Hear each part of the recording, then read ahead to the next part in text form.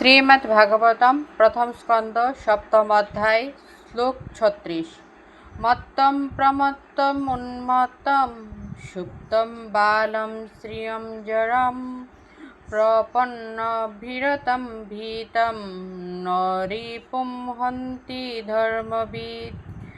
মত্তম মত্ত, প্রমত্তম প্রমত্ত, উন্মত্তম উন্মত্ত, সুপ্তম নিদ্রিত, বালম বালক, শ্রিয়ম স্ত্রীলোক, জড়ম মূর্খ, প্রপন্নম শরণাগত, বিরথম রথবিহীন, ভীতম ভীত, না রিপুম শত্রু, হন্তি হত্যা করা, ধর্মবিদ ধর্মজ্ঞ।